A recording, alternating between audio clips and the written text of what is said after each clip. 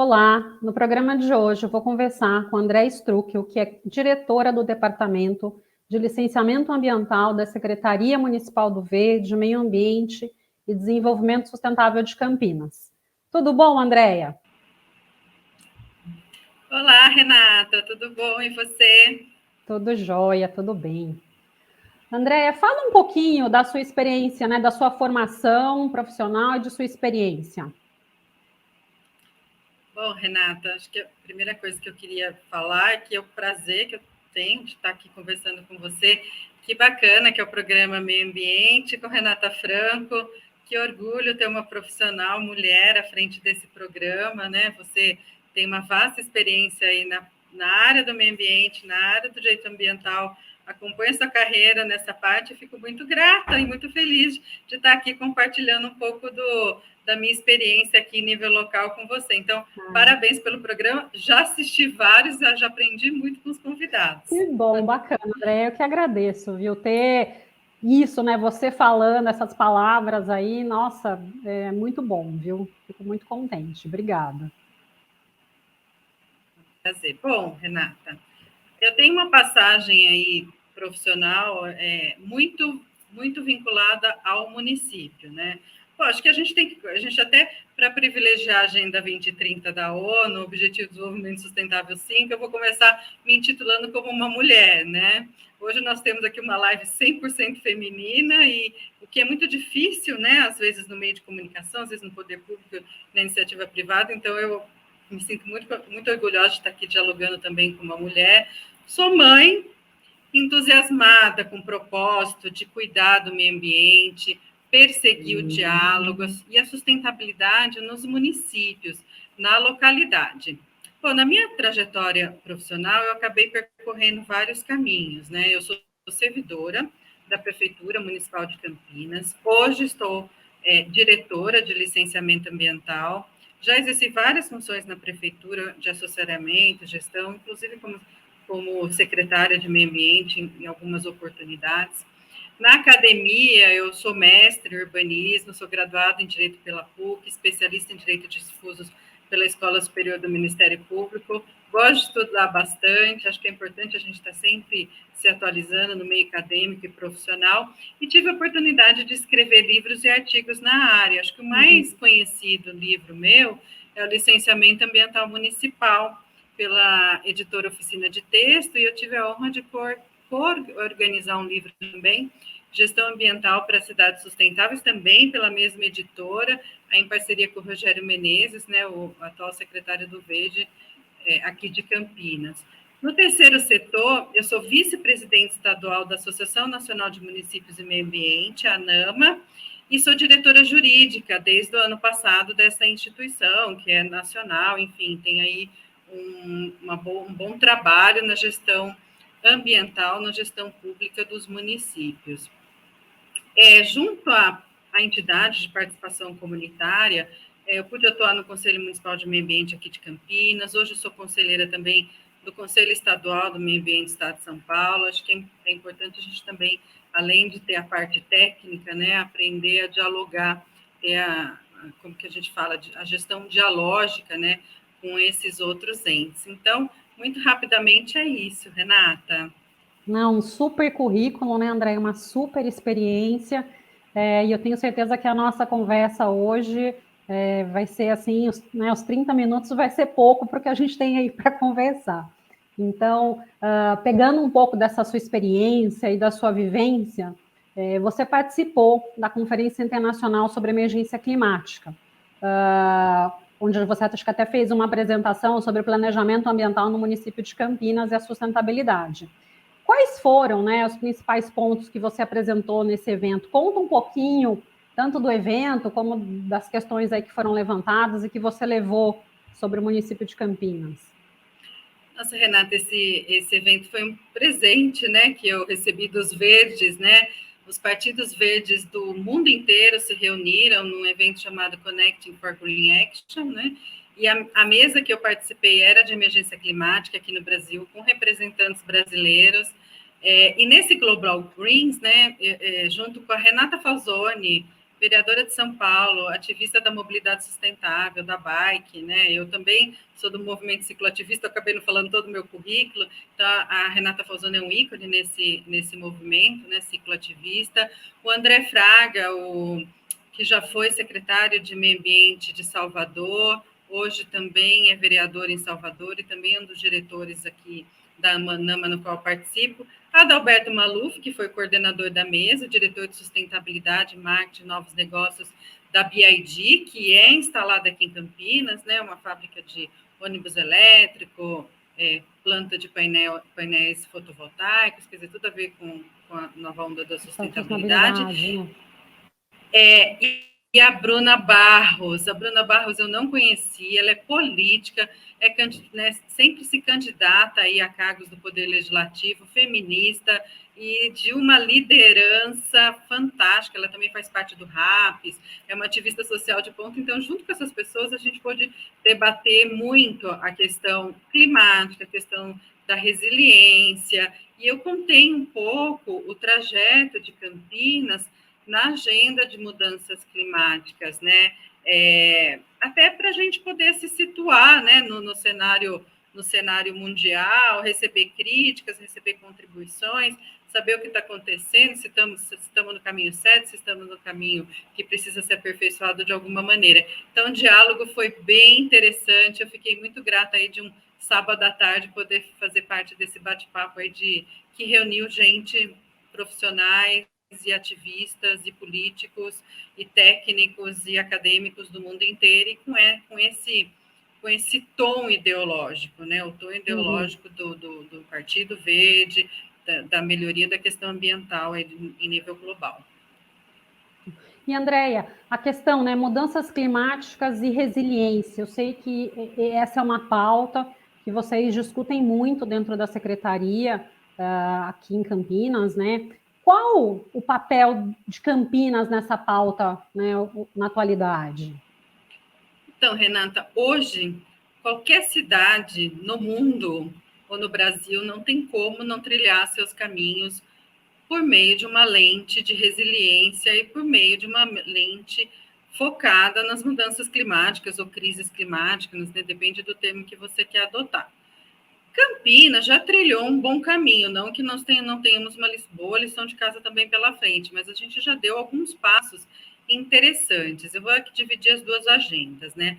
Dada a resiliência, Campinas tem um comitê de resiliência. A Defesa Civil aqui de Campinas, ela é uma das reconhecidas mundialmente como boas, né? Como de ações aí bem de boa gestão, né? Pautadas na rapidez, na tecnicidade, e a gente foi, e esse trabalho todo, né, que não é só da Defesa Civil, a Defesa Civil, ela é a coordenadora, ela gerencia o assunto, mas envolve saúde, urbanismo, meio ambiente, enfim, todas as questões ambientais, elas são inter e multidisciplinares, né, e a gente foi reconhecida pela ONU nesse ano agora, como um nó de resiliência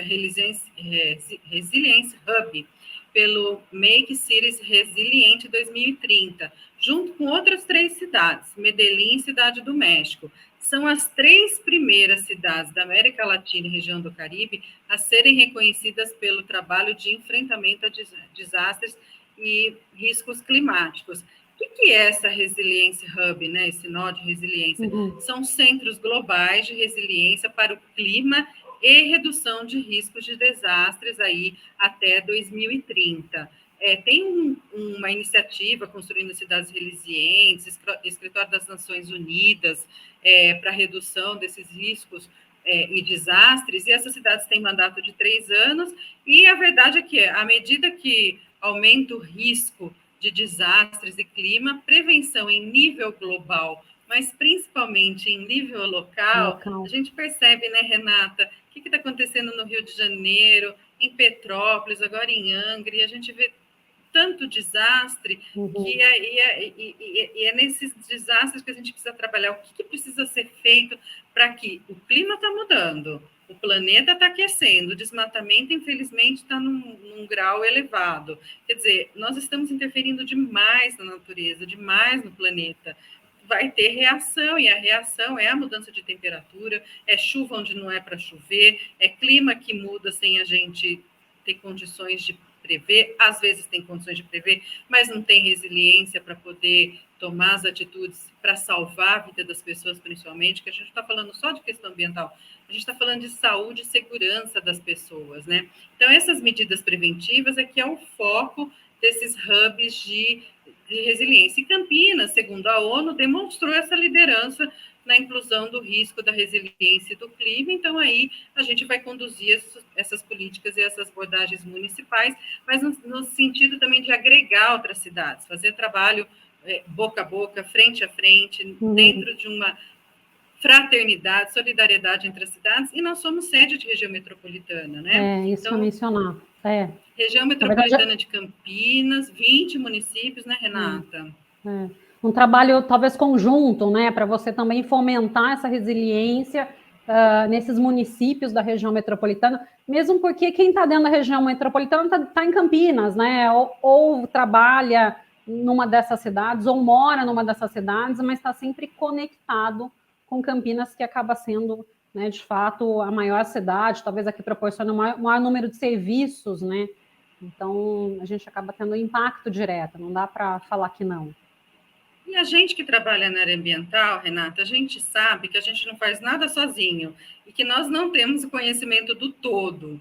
Então, o diálogo é importantíssimo, seja em nível local, seja em nível regional, seja em nível nacional ou global, mundial, é extremamente importante, né? Sim. Até porque a gente tem que agir rápido, né? A gente não pode demorar muito mais nas nossas ações, porque o planeta está cobrando aí um preço meio salgadinho aí pela nossa omissão histórica, né, enquanto civilização. E é curioso, né, quando eu comecei a dar aula, não vou falar assim há quanto tempo, mas já faz, tem mais de uma década aí, mas quando eu começava a falar de aquecimento global para os alunos, era algo assim que a gente achava que estava muito distante, a gente não tinha algo perceptível.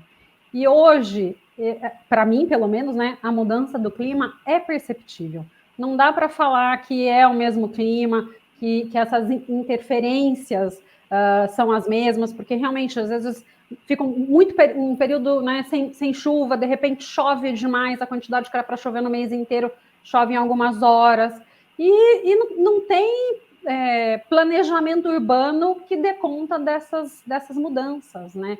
O calor que a gente teve aqui, esse período de março, foi um calor realmente acima, talvez, da média. E a data que virou, né, para o outono, me parece que virou uma chave, porque realmente a gente teve uma mudança de clima. E acho que está muito inconsistente. Realmente a gente tem ali algumas chuvas, né?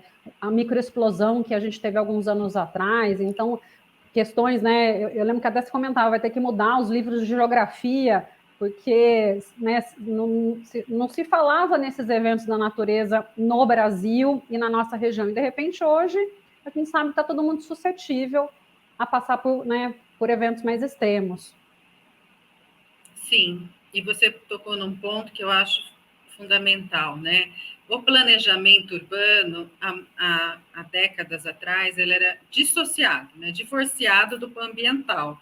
Sim. A questão ambiental era quase uma perfumaria, né? Uma samambaia na sala de enfeite. Era um discurso apenas, né? Hoje não tem como você fazer um planejamento da saúde, do urbanismo, da cultura, econômico, principalmente econômico também, sem a agenda ambiental estar iconizada, né? Ser o grande ponto aí de alicerce para decisões de futuros de corporações, da sociedade, das cidades.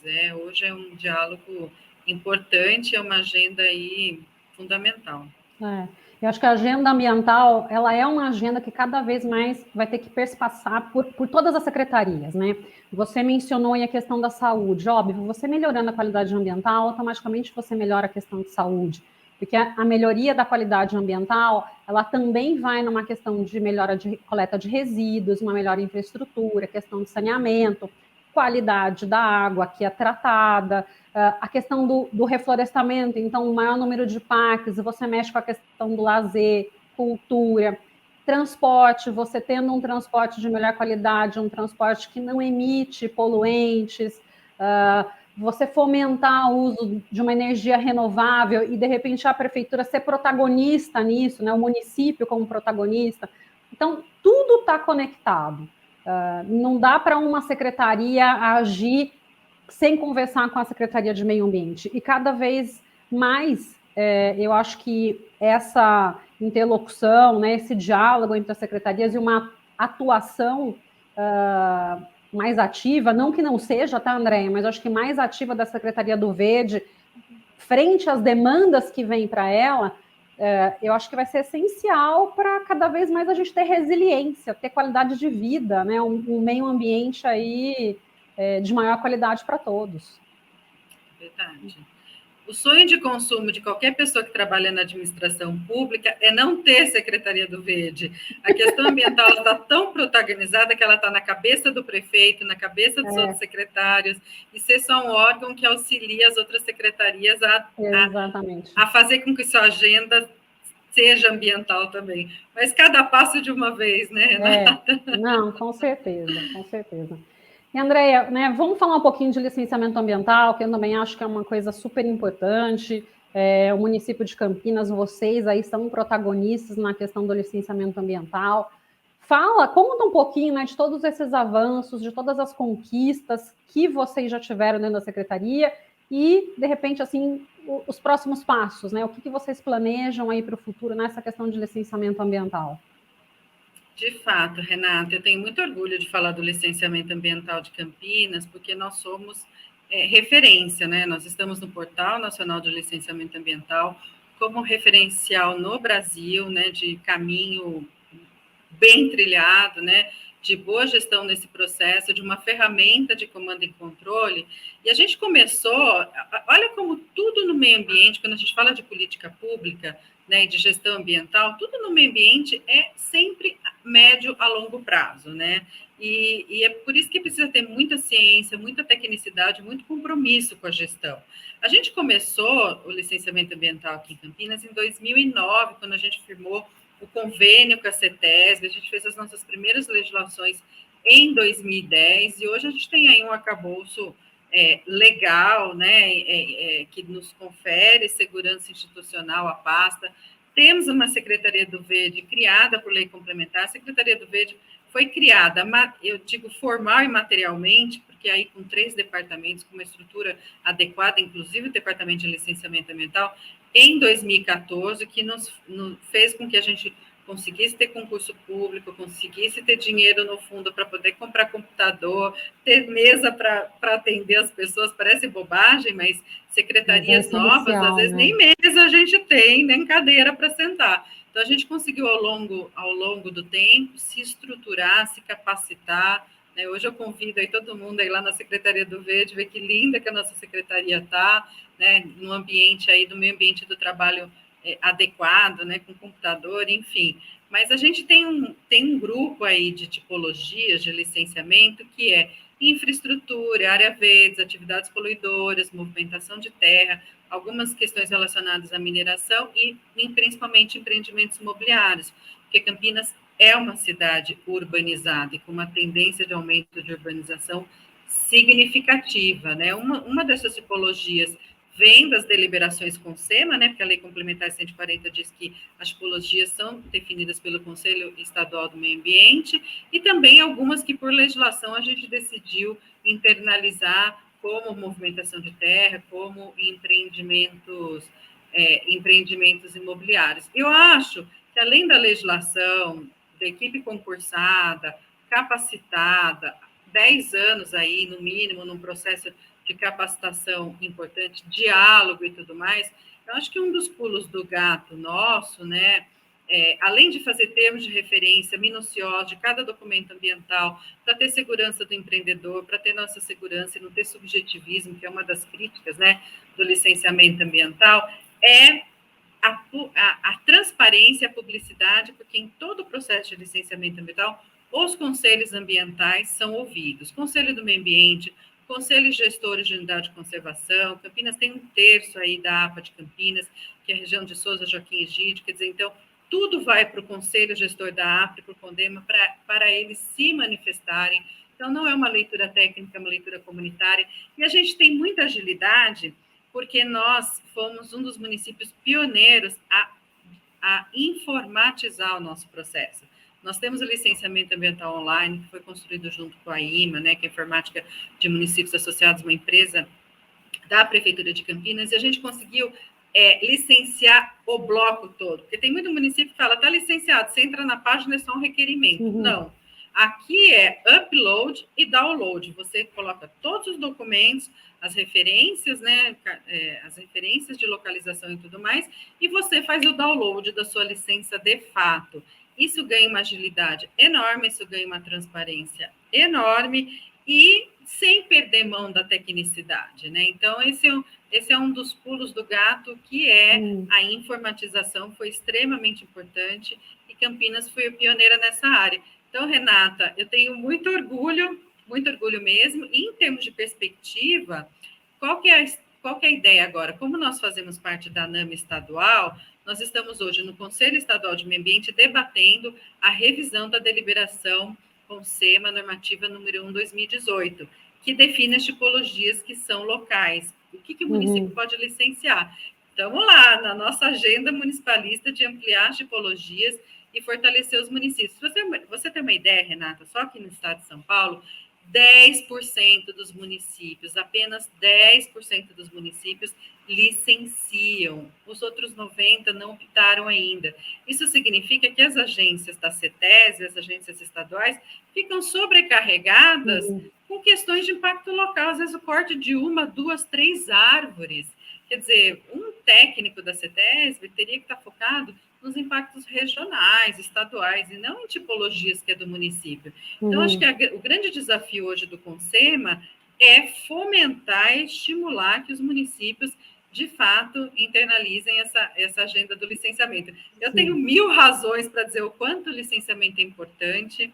Bom, não sei se eu vou ter espaço aqui, mas o licenciamento é uma ferramenta de gestão ambiental ímpar. A gente controla o território, a gente define compensações ambientais mais qualitativas, os valores das taxas vão para os fundos ambientais investem em melhorias na nossa área local. Então, tem uma série aí de benefícios, e que a gente espera, com essa agenda do CONSEMA, da ANAMA, a gente poder aí estimular que esses municípios materializem o licenciamento ambiental e enriqueçam e que assumam uma gestão ambiental qualitativa na cidade.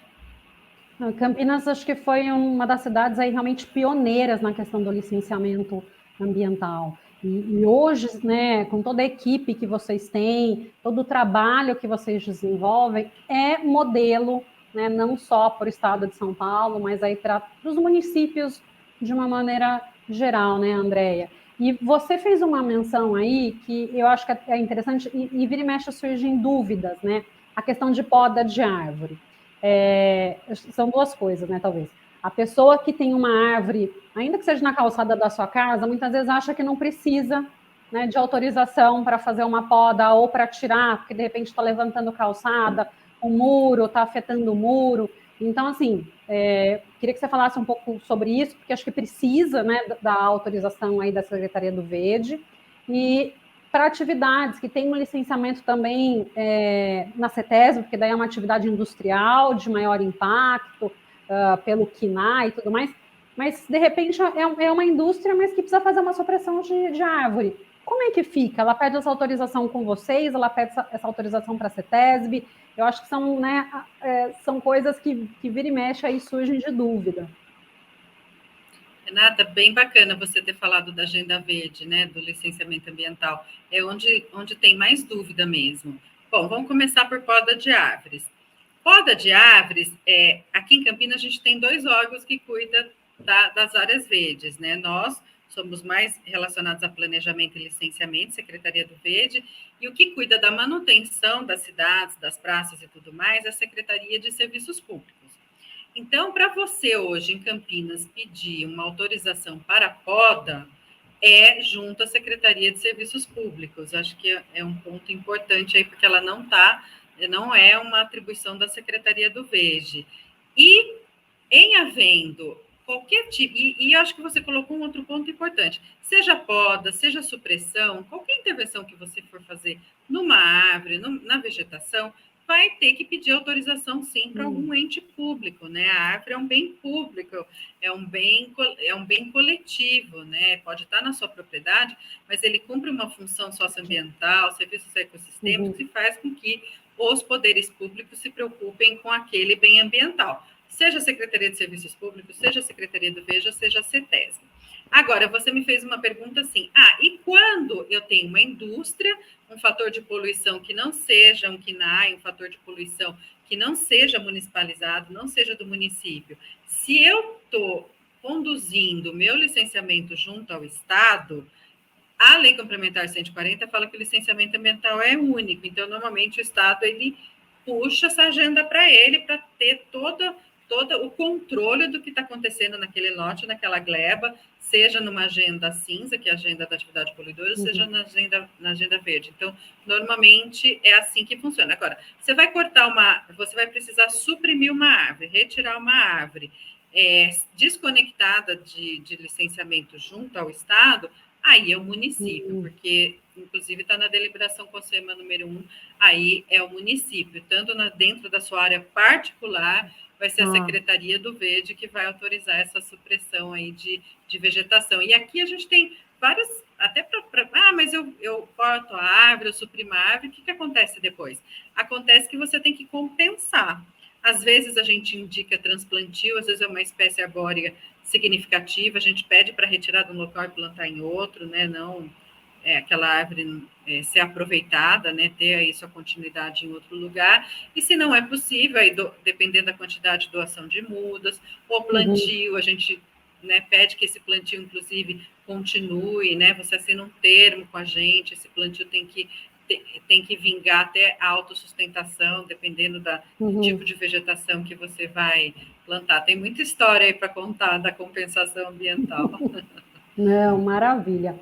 E, Andréia, recentemente, né, a gente teve uma lei federal que fala sobre a questão das APPs, né, e o licenciamento ambiental.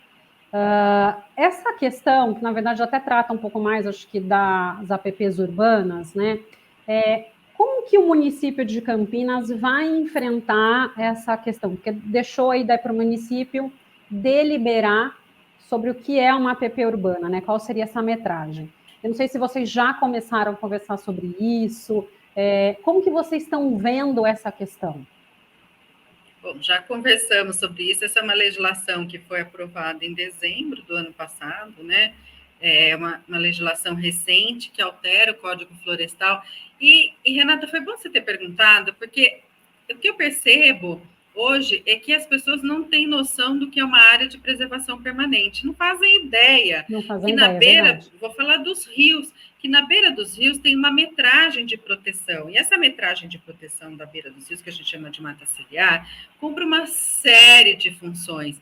Função de segurança por conta de uma eventual enchente, a gente falou de resiliência aqui, acho que é um ponto importante, para que não assoreie o rio, para que a fauna circule, porque vai ter uma flora lá abundante, com passarinhos, macaquinhos, que vão estar nas árvores, os tucanos, enfim. Tem toda uma função socioambiental importantíssima. Então, as áreas de preservação permanente, seja na área rural, seja na área urbana, tem um significado ambiental e humano importantíssimo. E eu vejo muita gente falar assim, um córrego que passa no quintal de casa, que bobagem, eu vou colocar grama até o final, eu vou concretar, enfim. Tem muita gente que não reconhece a permeabilidade do solo, enfim, né?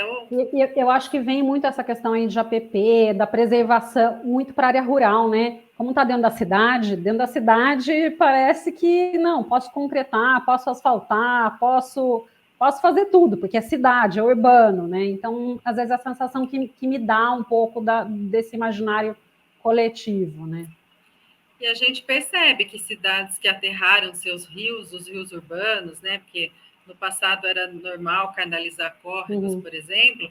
Você veja o exemplo de São Paulo, né? Que choveu vira um Ninguém caos, anda enfim, mais, né? Ninguém anda porque os rios foram desrespeitados, as áreas de preservação permanente foram desrespeitadas. Então, a gente tem que aprender a lição com quem está sofrendo, né, para não sofrer mais sobre isso. Mas, Renato, você fez uma pergunta e eu vou falar um pouco da história da área de preservação permanente. Eu não vou começar lá com os 5 metros do primeiro Código Florestal, mas eu vou começar a partir do Código Florestal atual, que delimita, são 30 metros de área de preservação permanente, seja urbano e rural, em regra, né, entre as margens do córrego, para córregos, rios e cursos hídricos de até de 0 a 10 metros, que é o que costuma acontecer nas cidades, e aqui em Campinas é a regra. Depois que o Código Florestal foi aprovado, aqui no estado de São Paulo, nós tivemos uma lei estadual, que a 15.684 foi aprovada em 2015, lá no artigo 40, ela suplementa, de certa forma, o Código Florestal, que é a Lei 12.651 de 2012. Desculpa a gente estar falando tanto número, mas é importante. E esse artigo 40, ele sofreu uma ação direta de inconstitucionalidade aqui pelo Ministério Público do Estado de São Paulo, ingressou no Tribunal de Justiça e acabou tendo uma interpretação aí conforme restringindo para regularização fundiária de interesse social, com estudo técnico para que não haja risco para aquelas pessoas. Foi uma primeira tentativa do que a gente chama de pacote de flexibilização da área de preservação permanente. Por que eu estou dizendo esse esforço? Porque a palavra que eu vou adotar aqui, Renata, é flexibilização. Aí, depois disso, o próprio Consema, já preocupado com áreas que estavam urbanizadas há muito tempo, tinham áreas de APP que tinha perdido função social, por historicidade, por uma série de questões, aprovou a deliberação Consema 3. E essa deliberação Consema, de novo, né, foi aí, houve uma demanda judicial, movida também pelo Ministério Público do Estado de São Paulo, e aí não houve aí não prosperou essa deliberação, ela acabou sendo suspensa.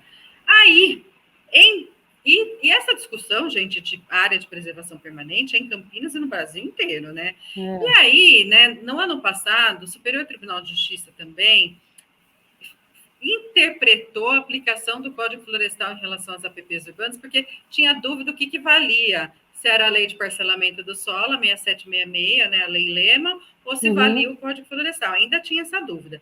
O STJ deixou claro aí no tema 1010 que vale o Código Florestal, então não era, na interpretação do Superior Tribunal de Justiça, não são 15 metros, são 30 metros, e aí ficou essa decisão. Logo depois da decisão do STJ, veio a lei que você comentou, Renata 14.285, e disse o seguinte, olha, pode flexibilizar. Em áreas urbanas consorciadas, ouvido os conselhos estaduais, municipais, aí uma lei urbanística municipal. Por que eu digo lei urbanística? Porque é plano diretor, lei de exploração do solo. Então, não pode ser uma lei casuística.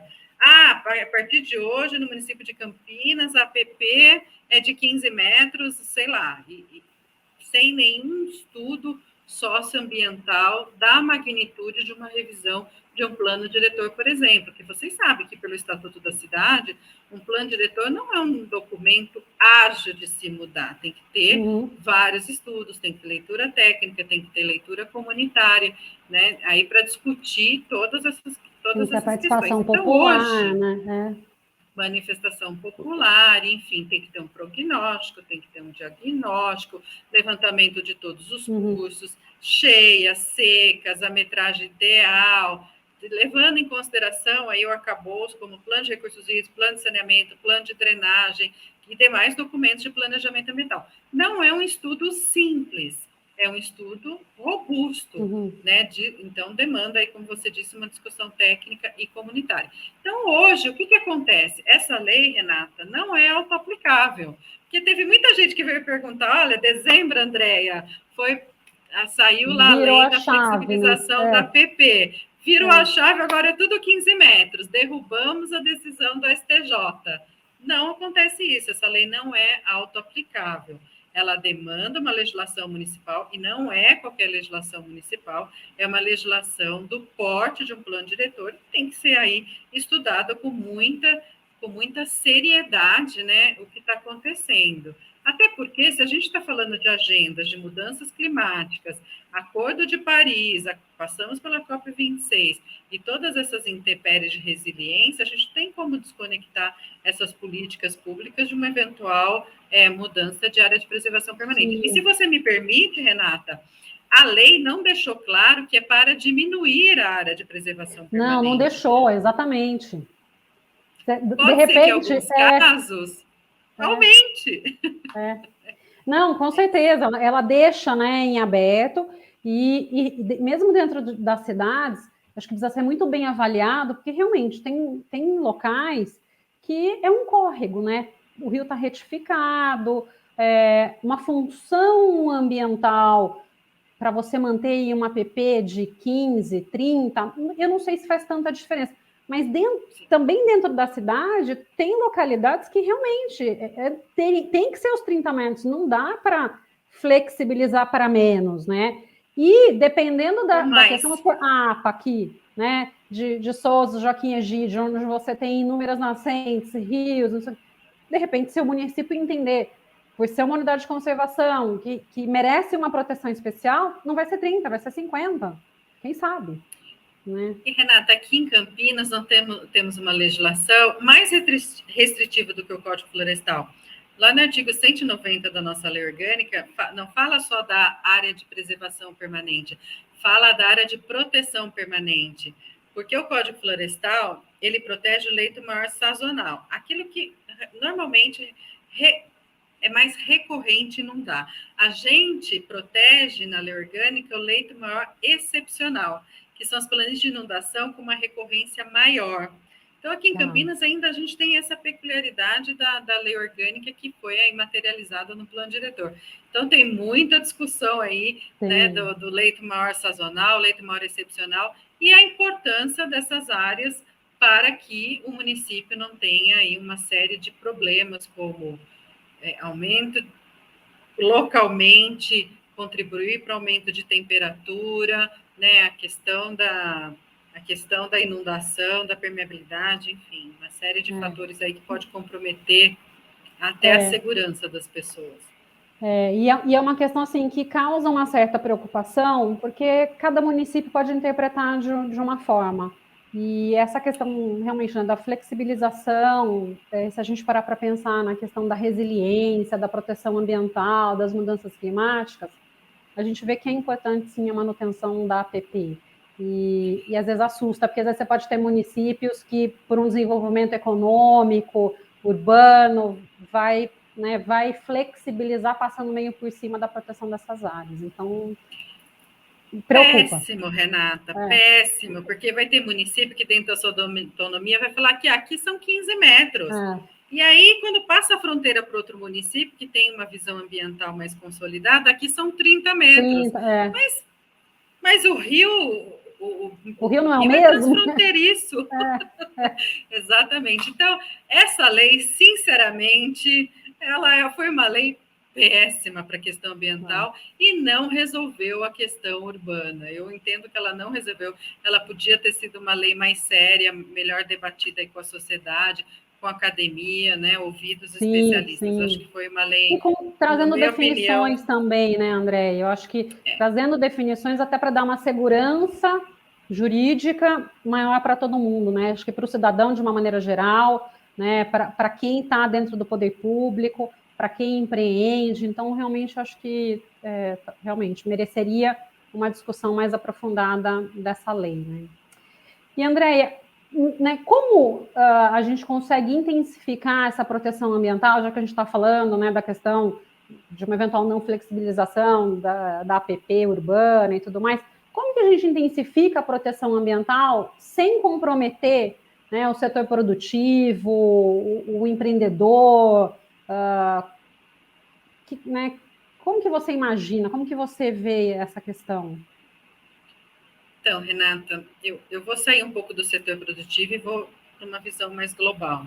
O mundo está no impasse.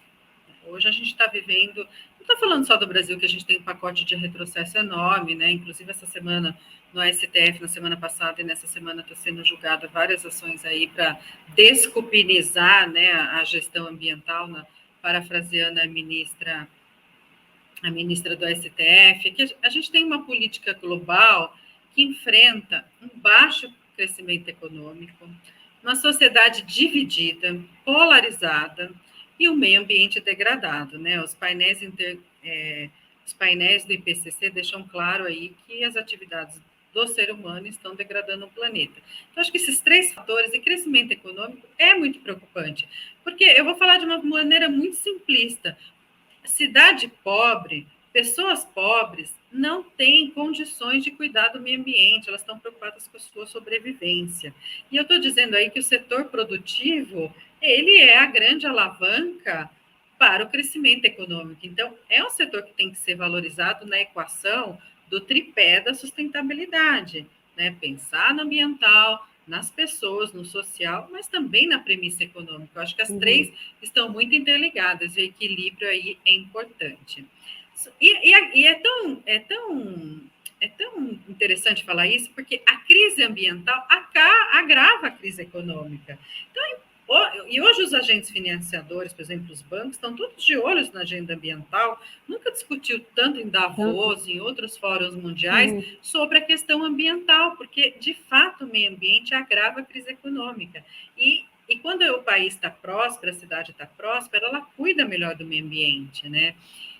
E essa divisão da sociedade, ela é um fator preocupante, né? Estamos aí em período quase pré-eleitoral, no Brasil, a gente se preocupa com isso, e a gente precisa, na verdade, evitar esse ciclo vicioso de perdas e danos e colapso ambiental. Então, esse aumento de custos da agenda de desastres ambientais fragiliza o setor produtivo, e é um setor que eu friso, ele é muito importante para a área ambiental. Ele é afetado, mas a gente percebe que o setor produtivo, Renata, amadureceu nas últimas décadas muito. Eu não vou falar de tudo, mas eu vou destacar uma agenda que eu acho muito interessante, que é a ESG, né, da governança ambiental, social e corporativa, que internaliza uma métrica ambiental, social, de impactos, de externalidades, né, na cadeia de negócios, pensando em emissão de carbono, gestão de resíduos, meio ambiente do trabalho, equidade entre os trabalhadores, é quase uma agenda 2030 aí no meio corporativo. Então, eu enalteço, sim, a questão econômica, eu acho que ela é muito importante e é o tripé da sustentabilidade, com certeza, e me preocupa muito. Eu estou trazendo algumas preocupações aqui para você, até por conta desse cenário aí de guerra, né? Agora no mundo nós estamos, infelizmente, após uma pandemia que agravou muito a nossa crise política, a nossa crise econômica, e agora uma guerra aí mundial. Tudo isso são fatores que são globais, também repercute, não deixa de repercutir no setor produtivo e é onde que eu trabalho, né? Que é nas cidades, no município. Na verdade, acho que as questões estão bem interligadas, né? Você falou do SG, é realmente isso. E acho que cada vez mais o meio ambiente não caminha sozinho, o setor econômico não vai caminhar sozinho, e o social também. Eles precisam, de fato, estar interligados. Talvez não vai ser na mesma proporção, mas não dá para a gente ter algo dissociado, um crescimento econômico sem também a proteção ambiental. E, óbvio, o crescimento econômico com a proteção ambiental, você também leva a um crescimento social. Então, são questões aí que estão interligadas. E o SG, né, qualquer nome que a gente queira dar a isso, ele veio para ficar. Na verdade, ele passa, né, já faz um tempo, na verdade, que a gente tem essas exigências para o setor produtivo, acho que talvez não só, né, o ambiental, o social, na verdade, esse conjunto, talvez com outro nome, mas ele veio, eu acho que é uma agenda que veio para ficar, a questão, né, dessa política da ONU 2030, também está super interligado com essa questão, e acho que é passar a pensar em todos esses fatores de forma conjunta, né, como que a gente vai melhorar o econômico, o social e o ambiental, para a gente ter uma vida com maior qualidade, de forma mais sustentável, né? Pelo menos é assim que eu vejo esse tripé caminhando aí junto, né? Então, e realmente é muito importante, é super importante. E, Andréia, tá uma delícia aqui a nossa conversa, né? Acho que sempre é bom conversar com você, eu sempre aprendo muito, né? Você acho que tem uma clareza aí dos assuntos que coloca, fala numa linguagem que acho que é super clara para todo mundo. E antes da gente finalizar, que mensagem você passaria aqui para a nossa audiência? Bom, Renata, eu acho que uma das questões a gente falou muito de crise, né, na fala anterior, de crise climática, de crise política, né, de sociedade dividida, mas o fato é que a gente tem que sempre pensar com otimismo e fazer a nossa parte, né? Seja na academia, seja no poder público, seja no seu trabalho, seja no seu ambiente doméstico, porque a questão é posta, né? As soluções existem. É uma questão de opção, de pacto civilizatório. Nós, seja nossa do setor público, seja do setor produtivo, do privado, como você falou, ou seja individualmente de cada ser humano que habita as cidades, que habita o planeta. Então, como você já citou, eu vou aqui repetir: tecnologias mais sustentáveis, mudança da matriz energética, tomar decisões menos poluentes, individualmente sermos mais responsáveis com a nossa pegada ecológica, porque é fácil, né, colocar a culpa no prefeito, na secretária, na Andréa, na Renata, no Biden, no Qual que é a minha Putin, no participação Bolsonaro. nisso, né? Exatamente, é muito fácil, né? Então, as questões, elas são globais? Claro que são, mas elas também são locais, elas também são domésticas, elas também são individuais, passam pela agenda nossa individual de cidadania. Então, eu sou otimista, eu acho que é muito importante a gente impactar positivamente, legal, e pensar qual é o legado que eu vou deixar como ser humano nesse planeta. E, Renata, se você me permitir, né, eu queria indicar um livro. Claro. Nessa linha. Tem um livro que a Nama ajudou a divulgar, é um e-book chamado Verde Urbano. É uma série aí de livros que diz assim, eu, o meio ambiente e você, né? São temas aí científicos, mas com uma linguagem super popular, super acessível, e a capa é do queridíssimo Sebastião Salgado. E ele está disponível na ONU, na FAO, no PNUMA, está divulgado pelo ICLEI, que é uma ONG internacional aí também, preocupada com a questão das cidades e do clima, e pela NAMA, no qual eu faço parte. Esse livro, gente, Verde Urbano, é maravilhoso, então fica aí como dica, né, do legado, né? Qual é o legado que eu quero? A gente falou muito de árvore, né, da Agenda Verde, você trouxe também essa agenda para a gente, então o Verde Urbano é bem interessante pelo que a gente está discutindo aqui, Renata.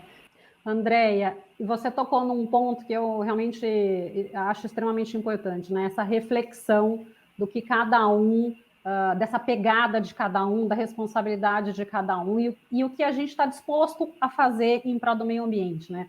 Há uns anos atrás, eu participei de uma discussão que, assim, para mim foi emblemático na reflexão minha, né, em relação ao que fazer para o meio ambiente. Era uma COP que aconteceu em Buenos Aires, isso já faz um tempo, e na verdade eram cientistas do Rio de Janeiro que justamente provocaram essa discussão, né, esse parar para pensar. E eles fizeram um cálculo do que cada um contribuiria em termos de emissões de gases de efeito estufa, se fosse de ônibus ou se fosse de avião, em termos, né, do quanto seria emitido de gases, do quanto haveria de consumo de combustível e tempo e dinheiro. Na época, eu lembro uma passagem, acho que do Rio para Buenos Aires, acho que era R$3.000, mais ou menos, de avião, e de ônibus, sei lá, 100 e alguma coisa. De avião, você demoraria 4 horas e de ônibus 40 horas. E daí ficava a pergunta, né? Mas se você emitiria, assim, 1/10 se fosse de ônibus em relação ao que iria de avião. Então, quem estaria disposto, né, a ir de ônibus pensando na baixa emissão de gás de efeito estufa? E só pelo tempo, assim, não vou nem falar de valor, mas até pelo tempo envolvido nesse deslocamento, ninguém fala, né? A não ser que você tire férias e fale assim, eu vou para reunião parando de cidade em cidade, não sei nem se eu vou de ônibus, eu vou de carro, alguma coisa assim, você pensa em mudar a questão da sua emissão. Mas fora isso, né, a gente está muito acostumado nesse mundo moderno de comodidades, então é muito pouco que a gente realmente aceita abrir mão. E eu acho que essa reflexão é uma coisa muito importante, né? Eu acho que são ações pontuais no nosso dia a dia, onde a gente provoca de fato a mudança. Então, a gente trazer isso para o nosso dia a dia, essa reflexão, o quanto eu estou emitindo, o quanto eu estou consumindo de recursos naturais de um modo geral, eu acho que é extremamente importante para a gente pensar numa melhoria aí do meio ambiente, né? Com certeza. Mas se você falou uma coisa do transporte, Renata, isso foi o lado bom da pandemia, que agora as pessoas estão pegando menos avião porque estão aqui, ó, como a gente, né, batendo papo pelas telinhas. É verdade. Essa, acho que não só o avião, né, mas o carro também, a gente diminuiu muito esse deslocamento, porque a gente não precisa mais dessa presença física, né, para ter esse contato, para ter essa conversa. Então, realmente, a pandemia ela trouxe aí uma mudança de comportamento e que fique, né, essas boas mudanças que fiquem aí para a gente incorporar de fato aí para frente, né? Andréia, olha, te agradeço muito, foi muito gostosa a nossa conversa, viu? Muito obrigada pela sua participação no programa de hoje. Renata, eu que agradeço imensamente. Nós aqui batemos papo, eu conheço a Renata, acho que é mais de uma década, né, Renata? A gente trabalha aí em alguns lugares juntas, né? Então, para mim, foi uma delícia, foi um bate-papo. Eu espero que seja útil aí para os ouvintes do seu programa. Espero que a gente tenha aí compartilhado questões que sensibilizem, né? Que resgate alguns valores e que as pessoas entendam algumas questões, principalmente da minha trajetória profissional, que eu estou no poder público, eu estou no terceiro setor e tenho aí esse propósito do diálogo da sustentabilidade nos municípios. Então, quero mandar um beijão para você e para todo mundo aí que vai ouvir esse programa. Não, foi uma delícia, com certeza aí. Espero, né, que realmente a gente tenha contribuído. Eu acho que a gente contribuiu, porque realmente a conversa foi uma delícia, viu? Para mim, pelo menos, foi ótimo. No programa de hoje, eu conversei com a Andréa Struckel, que é diretora do Departamento de Licenciamento Ambiental da Secretaria Municipal do Verde, Meio Ambiente e Desenvolvimento Sustentável de Campinas. Muito obrigada a você que nos prestigiou até aqui. Deixe o seu like e se inscreva em nosso canal e compartilhe. Nos vemos na próxima semana.